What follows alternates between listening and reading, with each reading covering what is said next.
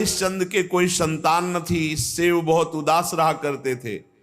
नारद जी के उपदेश से वे वरुण देवता की शरण में गए, उनसे प्रार्थना की कि प्रभु मुझे पुत्र प्राप्त हो।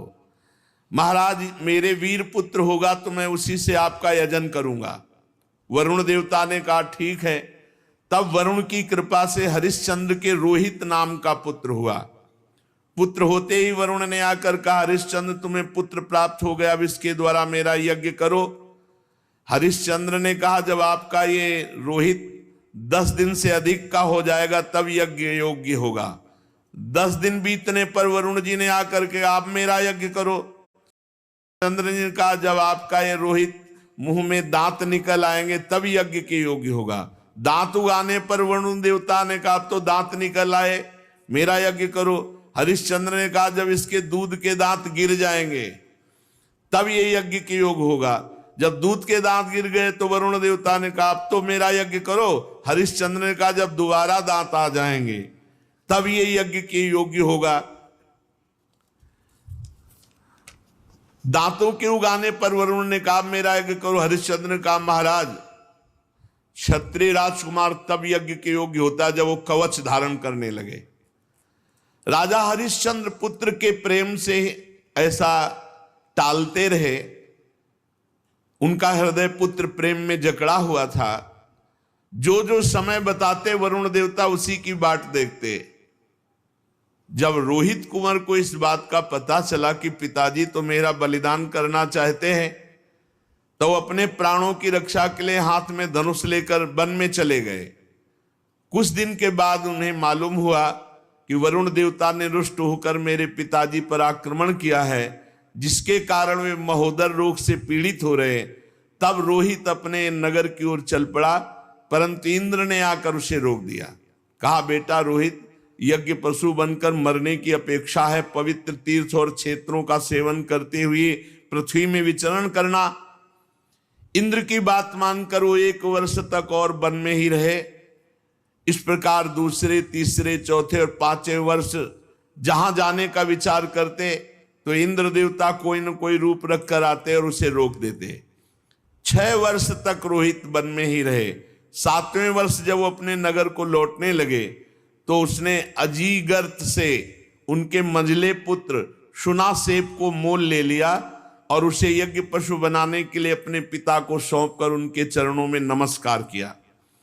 तब परम यशस्वी श्रेष्ठ चरित्र वाले राजा हरिश्चंद्र ने महोदर रोग से छूटकर पुरुषमेध यज्ञ के द्वारा वरुण आदि देवताओं का यजन किया। उस यज्ञ में विश्वामित्र जी होता हुए, परम संयमी जमदग्नि जी ने अध्वर्यु का काम किया, वशिष्ठ जी ब्रह्मा बने, अयास्य मुनि सामगान करने वाले उद्गाता बने। उस समय इंद्र ने प्रसन्न होकर हरिश्चंद्र को एक सोने का रथ दिया। आगे चलकर मैं शुनासेप का महात्म वर्णन करूंगा।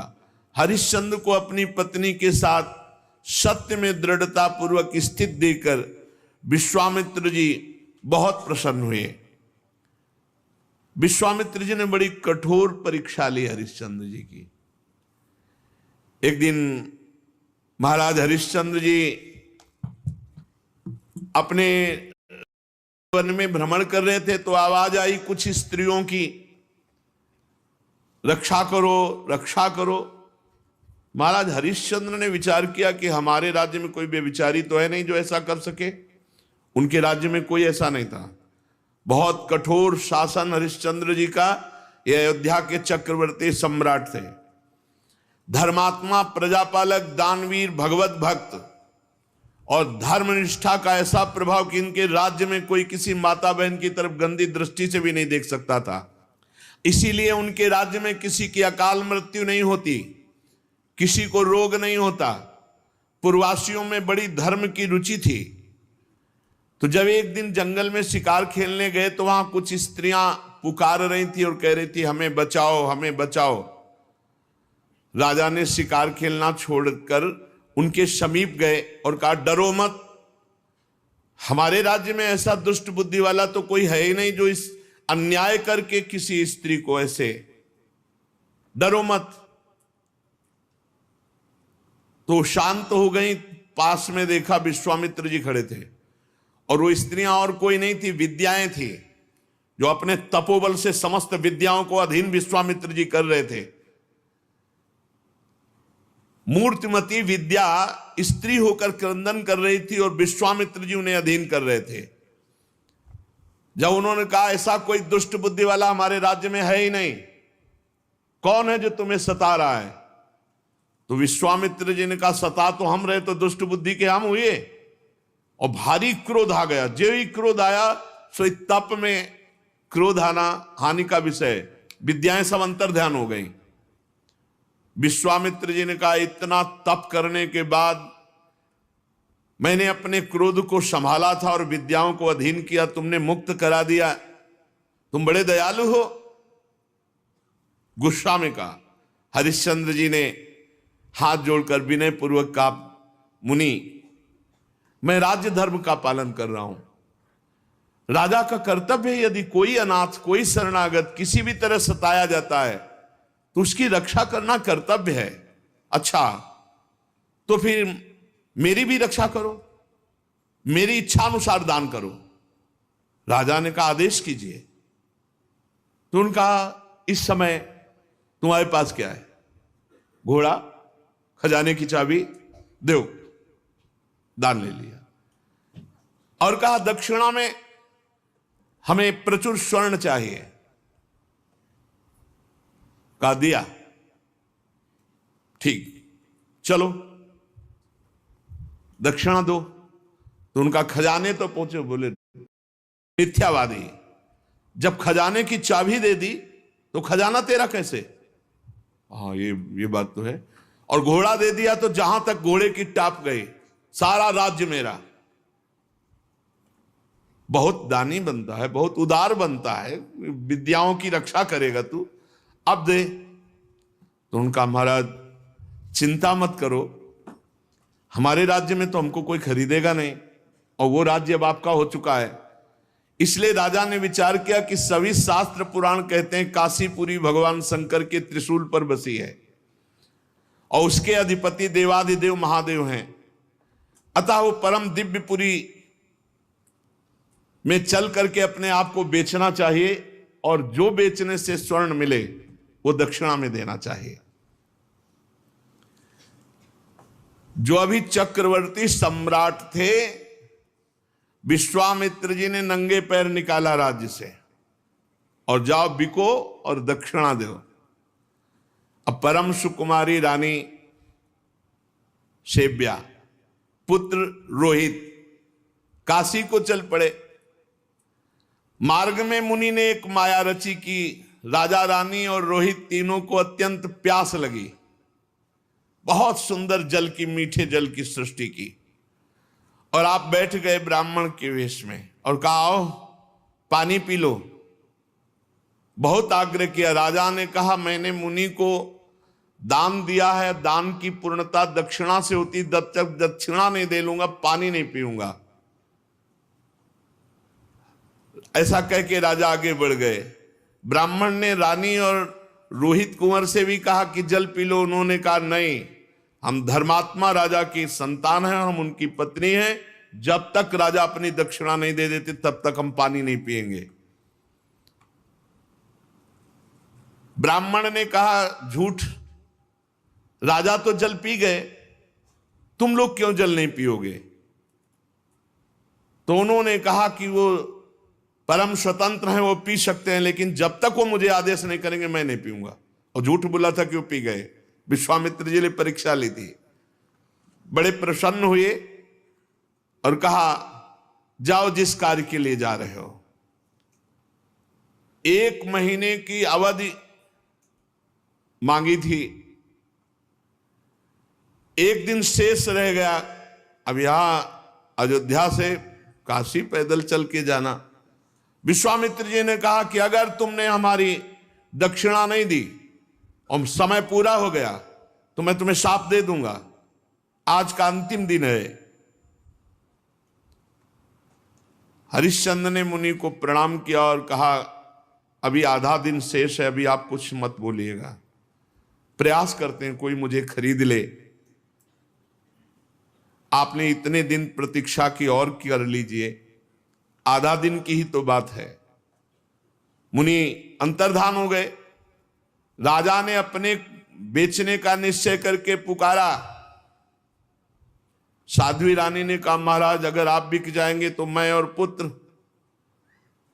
तो उन्होंने कहा देखो धर्म के लिए सब कुछ बलिदान है, अगर पूरी दक्षिणा नहीं पड़ी तो आपको भी बेच दूंगा, पुत्र को भी बेच दूंगा, अपने आप को बेच दूंगा। पति की ऐसी अवस्था देख करके रानी बहुत अंदर से विकल हुई। उधर विश्वामित्र जी की कड़ी चेतावना, तो चित्त में दुख है और गदगद कंठ से पुकार कोई मुझे खरीद ले। तो एक वृद्ध ब्राह्मणी के वेश में 500 स्वर्ण मुद्राएं देकर के रानी को खरीदा। रानी ने उस ब्राह्मणी से प्रार्थना की कि यथाशक्ति मैं घर की पूरी सेवा करूंगी, कभी इंकार नहीं करूंगी। मेरी 3 बातें आपको माननी होंगी। मैं कभी किसी पुरुष से संभाषण नहीं करूंगी, एकांत में नहीं मिलूंगी, किसी का जूठा नहीं खाऊंगी और सेवा के अतिरिक्त मैं एकांतवास करूंगी, मेरे समीप कोई नहीं आना चाहिए। स्वीकार कर लिया। अब राजा के सामने ही रानी बिक गई। अब पुत्र को अंचल पकड़कर मां के संग जाते देख करके पहले तो बहुत हटाया, जब नहीं हटा तब कुछ स्वर्ण मुद्राएं देकर पुत्र को भी साथ में खरीद लिया। राजा अत्यंत दुख से व्यथित कि कहां राजकुमार और महारानी कैसे रहती थी, आज बिक करके सेवा में। विश्वामित्र जी याद हमके राजा ने प्राप्त धन कि हमने पुत्र और पत्नी बेच दिया, ये लीजिए। तो उनका शेष पूरा कौन करेगा? कहा महाराज अभी मैं हूं ना, मैं अपने को आवाज लगाता हूं, कोई ना कोई मिल ही जाएगा। तो उसी समय चांडाल खरीदने के लिए उपस्थित हुआ। विश्वामित्र जी की पूरी दक्षिणा दी। जब राजा को पता चला खरीदने वाला मेरे को चांडाल है, तो उन्होंने कहा विश्वामित्र जी आपकी शाप की अग्नि से जलकर मरना ठीक है, लेकिन इस चांडाल की अधीनता मैं स्वीकार नहीं कर सकता। विश्वामित्र जी समय खत्म हो रहा है, मुझे दक्षिणा चाहिए थी, वो मिल गई, अब तुमको चांडाल के अधीन होकर रहना पड़ेगा। अब तो उसकी इच्छानुसार बनकर के दास सेवा करनी होगी। विश्वामित्र जी ने कहा 1 अरब स्वर्ण मुद्रा दी है, हरिश्चंद्र तुम्हारे को खरीद लिया इस चांडाल ने। बड़ी विडंबना, चक्रवर्ती सम्राट चांडाल के अधीन। उन्होंने कहा स्मशान में पहरा दो। रात्रि में स्मशान के पहरा में काम में लगा दिया। अब और दिन रात लाठी लिए हुए मरघट में सौदा करने वालों से कर वसूल करते। जहां सैकड़ों दासियां सेवा में रहती थी, वहां महारानी दासी बनकर के ब्राह्मणी के यहां सेवा में झाड़ू लगाना, घर लीपना, जल भरना, ये सब। और राजकुमार रोहित को भी सेवा दी गई थी, पुष्प चयन करके लाओ। विश्वामित्र जी को इतने पे भी संतोष नहीं हुआ। चांडाल की आज्ञा से नादों में जल भरते थे और विश्वामित्र जी उन नादों को फोड़ देते। जब जल बह जाता तो चांडाल आकर बहुत तिरस्कार करता हरिश्चंद्र का, हाथ जोड़े सर झुकाए खड़े रहते हरिश्चंद्र। एक दिन पुष्प चयन करने के लिए संध्या के समय राजकुमार रोहित गया तो वहां सर्प ने डस लिया। तत्काल प्राणांत हो गया बालक का। अब महारानी जिस पुत्र का मुख देखकर जीवित थी, वो पुत्र विधाता ने छीन लिया। दुख पे अपार दुख। रात्रि का घोर अंधकार, आकाश में मेघ आच्छन्न है। अकेली पुत्र के शव को लोग लेकर रोती हुई जा रही, वहां कोई साथ नहीं, कोई ब्राह्मणी साथ नहीं है। श्मशान में पहुंची। हरिश्चंद्र जी ने देखा, रे ये हालत हमारी पत्नी की धर्म के लिए, लेकिन मैं जब बिक चुका हूं तो अपने धर्म से नहीं हटूंगा। रानी विवश में ही रात में सौ लेकर श्मशान जब गई तो वहां बहुत जोर के रोती हुई हरिश्चंद्र से कहा कि तुम्हारा पुत्र पधार गया है, सर्प ने काट लिया है। हरिश्चंद्र बोले, श्मशान के स्वामी का पहले कर दो, फिर आपके लिए बिक गई हूं, आपके लिए बिकी हूं पुत्र के सहित। तो पुत्र पधार गया है, हमसे कह रहे हो कर दो, कहां से दूं, क्या है हमारे पास। अयोध्या नरेश चक्रवर्ती सम्राट महाराज हरिश्चंद्र वज्रपात मानो हो गया हो, लेकिन हिले नहीं, अपने धर्म में रहे। उन्होंने कहा कि तुम कल्पना भी नहीं कर सकती हो कि हरिश्चंद्र का हृदय इस समय कैसा है। देवी, आज्ञा का पालन अपने स्वामी को कर दिए बिना यहां हम सौदाह या प्रवाह नहीं होने देंगे। तुम अपने धर्म का पालन करो और मैं अपने धर्म का पालन करूंगा। देखो, तुम तनिक भी डिगना नहीं, भारी से भारी संकट आने पर भी तुम अपने धर्म में स्थित रहना, धर्म तुम्हारी रक्षा कर लेगा। सौ ढकने के लिए कोई वस्त्र तो था नहीं, तो अपने जो शरीर में वस्त्र था उसके पहला ही टुकड़ा करके लपेट कर लाई थी। पतिव्रता ने दूसरा उसी कपड़े का जैसा हिस्सा फाड़ा और कहा कि ये कर के रूप में ले लो। जे ही उन्होंने लिया तो विश्वामित्र जी प्रकट हुए और कहा कि आपने वो करके दिखाया, कोई मैं एक महात्मा के वचनों का पालन करने के लिए या धर्म के पालन के लिए इस तरह अपने जीवन को, राज्य को, परिवार को। उसी समय जो चांडाल ने खरीदा था वो प्रकट हुए और कहा, जानते हो मैं मूर्तिमान धर्म हूं, तुम्हें दास कौन बना सकता है। जो धर्मात्मा पुरुष है उसको किसी की त्रिभुवन में ताकत नहीं कि उसे दास बना सके। साक्षात धर्म, साक्षात धर्म ने ही चांडाल रूप होकर के खरीदा था। साक्षात अंबा अन्नपूर्णा ने ही, जो ब्राह्मण के वेश में थी, वो कुंवर को और रानी को खरीदा था। देवराज इंद्र ने अमृत की वर्षा की, रोहित कुंवर जीवित हो गए। विश्वामित्र जी ने कहा, ये अपनी चाबी पकड़ो और ये लगाम घोड़े की, जाओ तुम्हारी जय हो, तुम माया पर विजय प्राप्त कर चुके हो। देवराज ने कहा कि अब तुम्हें मृत्युलोक का राज्य करने की जरूरत नहीं, सशरीर स्वर्ग की यात्रा करो। हरिश्चंद्र ने कहा, नहीं, मर्यादा है, धर्म कहता है पहले यहां हम तप के द्वारा शरीर छोड़ेंगे, फिर जो भगवान गति देंगे। तो अयोध्या में पुनः महाराज हरिश्चंद्र जी आए। प्रजा जय जयकार करती हुई बहुत सुख में निमग्न हुई। सत्यात् परो धर्मः, सत्य से बढ़कर कोई परम धर्म नहीं।